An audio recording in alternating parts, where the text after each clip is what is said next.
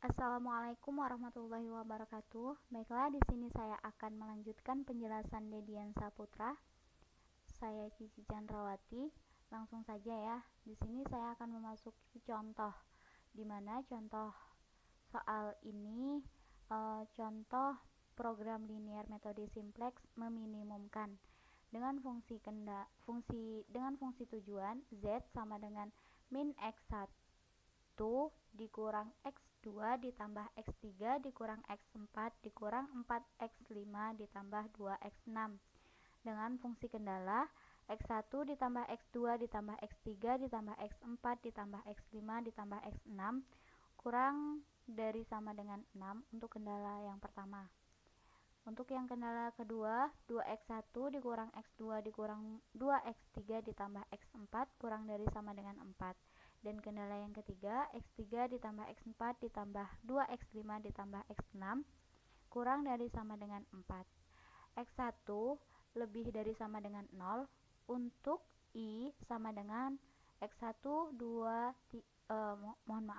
untuk i sama dengan 1, 2, 3, 4, 5, dan 6. 2 sampai dengan 6 ini itu karena x-nya sampai dengan 6 ya, atau variabelnya kita menggunakan sampai dengan 6. Nah, kita masuk ke langkah yang pertama. Langkah yang pertama itu kita akan memasukkan variabel slack pada setiap kendala. Kita memasukkannya itu pada ruas yang akhir ya. Nah, pada soal di kendala 1 itu kan soalnya hanya pada x6. Lalu kita akan tambahkan variabel slacknya itu x7. Pada kendala kedua kita akan tambahkan variabel slacknya itu x8. Selanjutnya kendala yang ketiga variabel slacknya itu x9. xi lebih dari sama dengan 0 untuk i-nya sekarang bertambah karena kita menambahkan variabel slack. Jadi untuk i-nya itu 1 sampai dengan 9, di mana x7, x8, dan x9 disebut variabel slack. Selanjutnya untuk b, fungsi tujuan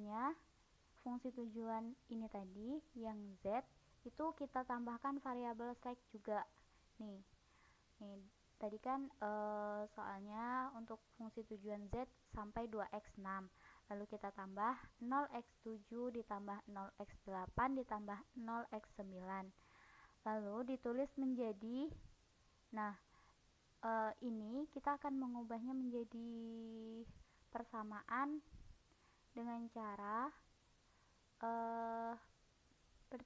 ini akan pindah ruas ke sebelah kiri.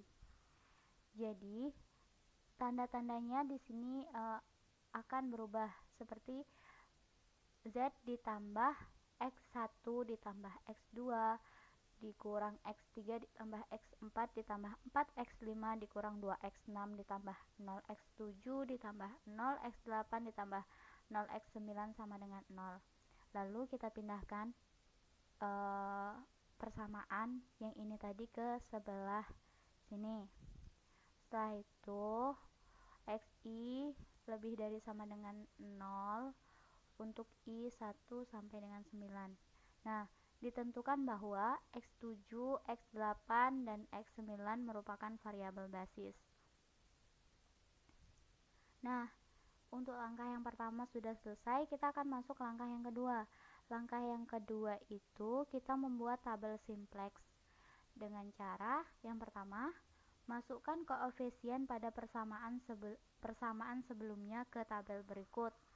Nah, yang kedua, untuk kendala yang pertama, masukkan ke baris x7, kendala yang kedua ke baris x8, dan kendala yang ketiga ke baris x9.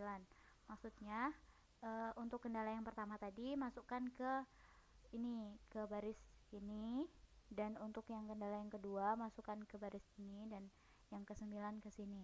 Nah, setelah kita masukkan semuanya, kita memasuki langkah ketiga. Oh ya, setelah kita memasukkan jangan lupa ya diteliti Nah, di sini kan terlihat Z-nya itu 1, terus X1-nya ini 1, terus X2-nya itu 1, dan X3-nya itu min 1. Nah, seperti ini. Jadi kita masukinnya kayak gitu ya, seterusnya sampai dengan fungsi kendala yang ketiga. Nah, RHS ini itu solusinya. Nah, sekarang kita masuk ke langkah yang ketiga, yaitu menilai fungsi tujuan. Menilai fungsi tujuan di sini, periksa baris Z apakah semua nilainya bernilai negatif atau kurang dari sama dengan 0. Aturan minimum. Jika tidak, maka tentukan kolom kunci atau kolom pivot dengan memilih nilai positif terbesar di baris Z. Ini maksudnya gini.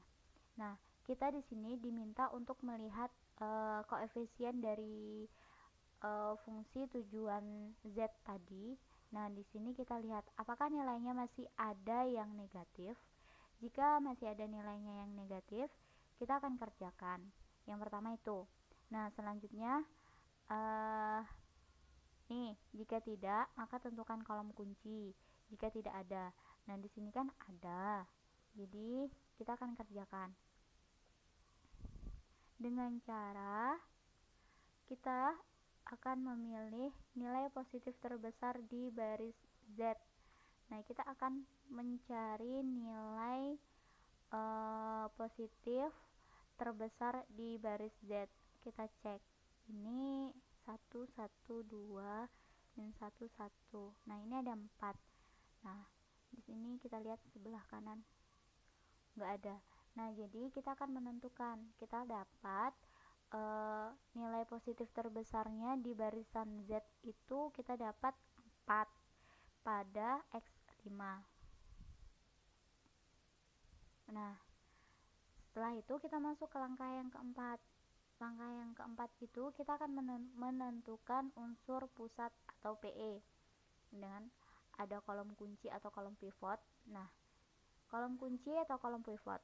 Dari baris Z terlihat bahwa nilai positif terbesar adalah 4. Nah, tadi kan udah kita cek dan kita dapat nilai positif terbesarnya itu adalah 4. Berada pada kolom X5. Iya. Buatlah tanda X5 disebut sebagai variabel masuk.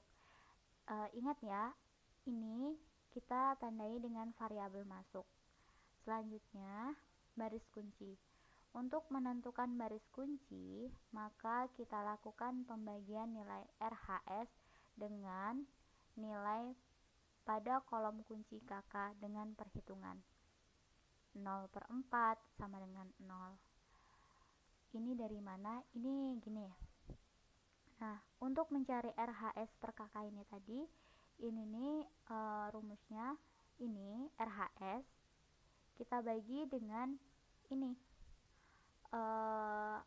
variabel masuk yang kita bilang variabel masuk tadi atau kolom kunci. Nih, RHS ini kita bagi dengan kolom kunci. Nah, ini kan yang pertama 0 dibagi 4 itu 0, 6 dibagi dengan 1 itu 6, 4 dibagi 0 itu tak hingga, dan 4 dibagi 2 itu adalah 2. Nih, setelah itu pilih nilai positif terkecil atau PE besar dari 0, maka terpilih 2 di baris ke-9. X9 disebut sebagai variabel keluar. Nah, setelah itu kan kita akan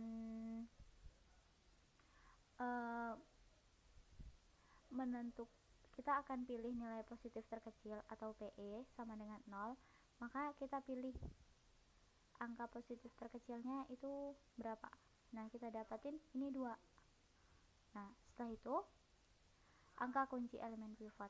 Nah, pilih angka perpotongan baris kunci dan kolom kunci. Terpilih nilai 2. Nih, angka perpotongan. Kita pilih angka perpotongan atau baris kunci dan kolom kunci. Maksudnya ini 2 ini nih angka perpotongan dari sini dan sini, dari kolom kunci dan baris kunci. Nah, setelah itu langkah yang kelima. Nih, langkah yang kelima itu tabelnya seperti ini. Tadi kan kita sudah menentukan ini kolom kunci, ini baris kunci, dan angka perpotongan antara kolom kunci dan baris kunci, dan kita juga sudah mencari RHS per kakaknya. Selanjutnya, semua nilai pada baris X9 dibagi dengan angka kunci 2 agar angka kunci menjadi 1. Nah, kita akan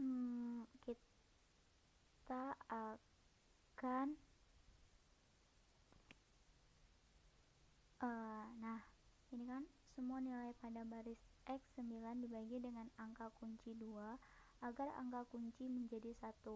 Nah, ini seperti ini, kita bagi tabel ini, maksudnya begini. Semua nilai pada baris X9, nilai pada baris X9 atau koefisien pada baris X9 itu kita pindah pada baris pertama. Nih, kita pindah ke sini. Setelah kita pindah, kita lihat sebelumnya. Bentar ya.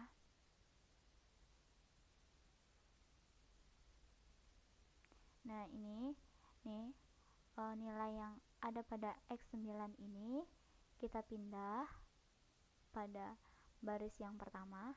Setelah itu kita bagi dengan 2. Kenapa kita bagi dengan 2? Karena kita dapati tadi nilai perpotongan antara baris kunci dan dengan kolom kunci itu adalah 2 atau angka kunci. Itu adalah 2. Jadi 0 dibagi dengan 2 itu 0, 0 dibagi dengan 2 itu 0, 0 dibagi dengan 2 0, sampai seterusnya. Setelah kita dapati nilai-nilainya ini, lalu kita masukkan nilai pembagian yang sudah didapatkan di atas sesuai barisnya. Variabel basis X ubah menjadi X5. Berikut tabel iterasi berikutnya. Nah, gini.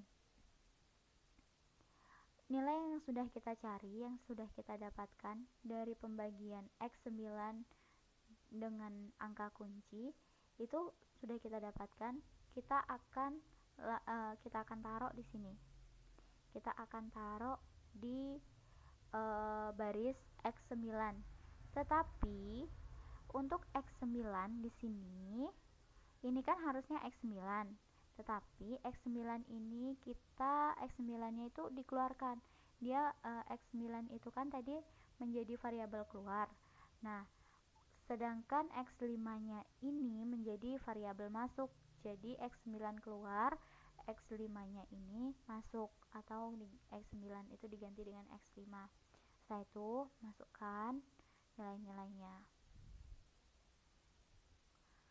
Setelah itu, gunakan cara OBE pada semua baris basis dengan mengurangkan ke setiap nilai pada baris basis X5 dengan semua nilai kolom X5 harus bernilai 0 kecuali pada kolom yang memuat angka kunci.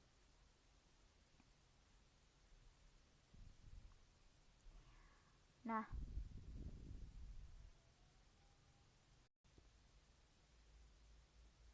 selanjutnya kita buat tabel yang sama seperti tadi. Nah, di sini kita akan memindahkan angka kuncinya atau kolom kuncinya itu di X5.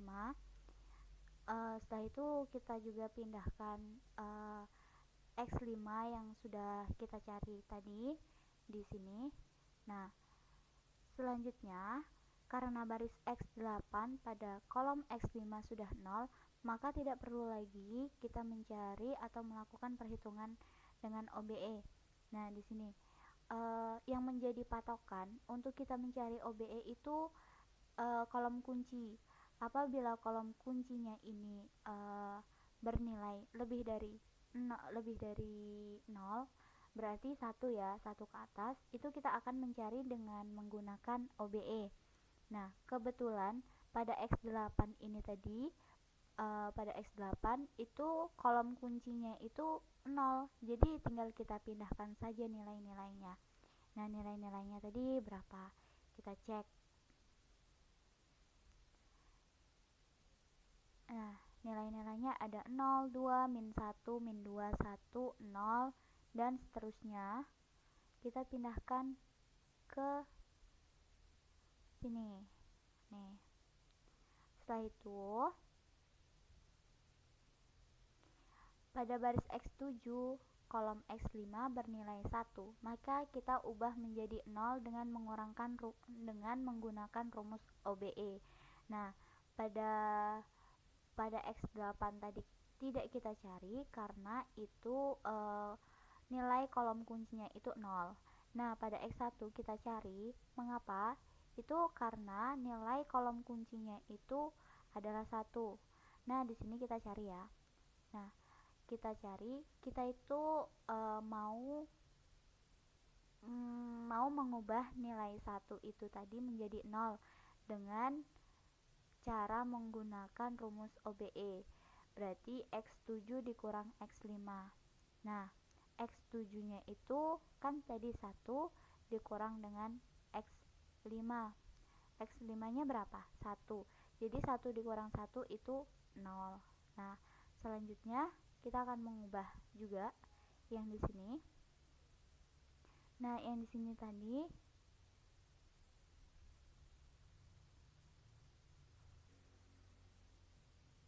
di X7, di baris X7 ini kan pada X4, kolom X4 ini nilai sebelumnya itu 1. Kita cek. Nah, kita kan sudah mengubah nilai pada kolom X5 atau kolom kunci ini menjadi 0. Selanjutnya kita akan mengubah kolom X4, X3, X2, X1 dan baris X7 ini juga. Kita cek angka sebelumnya ya.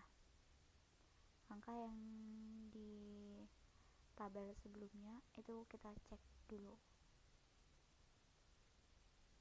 Nah, ini angka-angkanya. Ini kan ada 0, 1, 1, 1, 1, 1, 1, 1, 1, 0, 0, 6.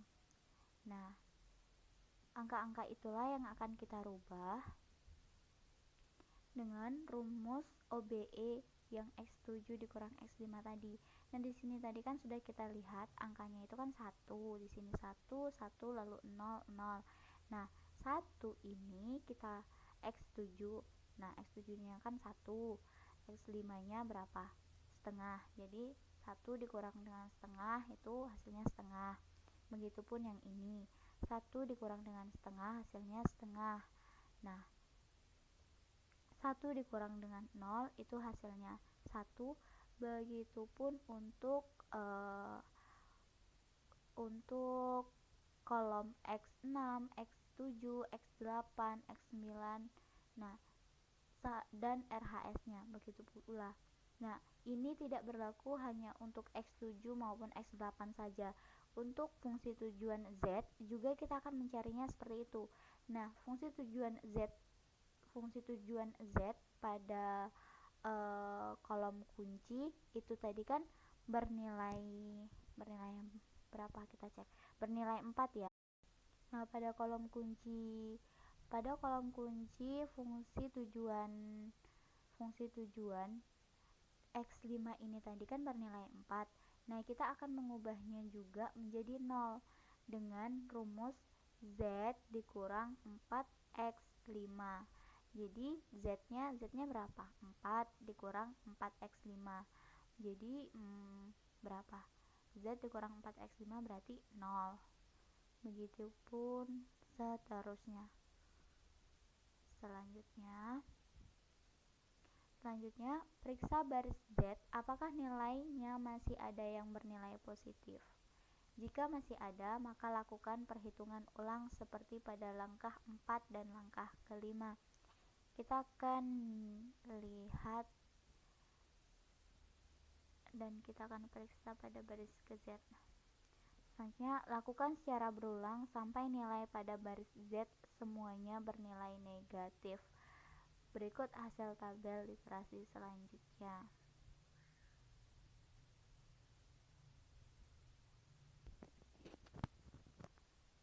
Nah, setelah kita periksa pada baris Z, ini nilainya masih ada yang positif ya, nih, terletak pada kolom X2.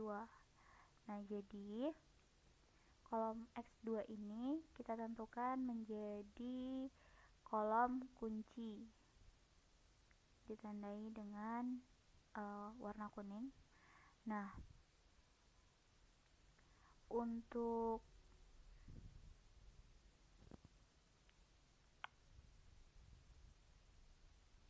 setelah kita menentukan kolom kunci, kita akan menentukan baris kunci. Nah, masih ingat nggak caranya menentukan baris kunci itu gimana? Di awal tadi kan sudah Cici jelasin, untuk menentukan baris kunci kita akan melihat RHS itu tuh hasil dari RHS dibagi dengan kolom kunci itu nilai positif yang terkecil. Nah, karena di sini nilainya ada min 4, 4, min 4 dan tak hingga, berarti nilai positif satu-satunya atau yang terkecil itu tuh 4. Jadi kita akan menandai X7 ini sebagai baris kunci.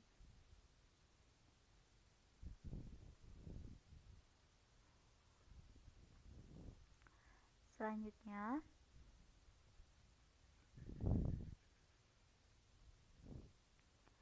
periksa baris Z apakah nilainya masih ada yang bernilai positif. Jika masih ada, maka lakukan perhitungan ulang seperti pada langkah 4 dan langkah 5. Lakukan secara berulang sampai nilai pada baris Z semuanya bernilai negatif. Berikut hasil tabel iterasi selanjutnya.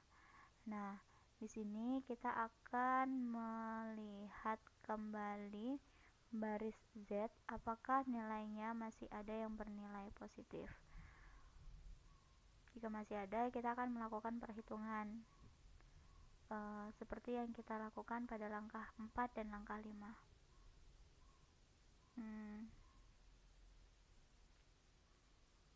Sudah tidak ada ya. Nah, karena nilai pada baris Z sudah optimal, ditandai dengan semua nilainya bernilai negatif, sehingga nilai minimum yang diperoleh adalah Z minimum sama dengan min 16 ini. Lalu nilai minimum yang diperoleh adalah Z X1 sama dengan X3 sama dengan X4 sama dengan X6 itu sama dengan 0. 1, X3, X1, X3. Lalu X2 sama dengan 4 dan X5 sama dengan 2. X8 tidak termasuk. Kenapa? Karena merupakan variabel slack. Cukup sekian penjelasan dari saya. Contoh mengenai program linear metode simplex yang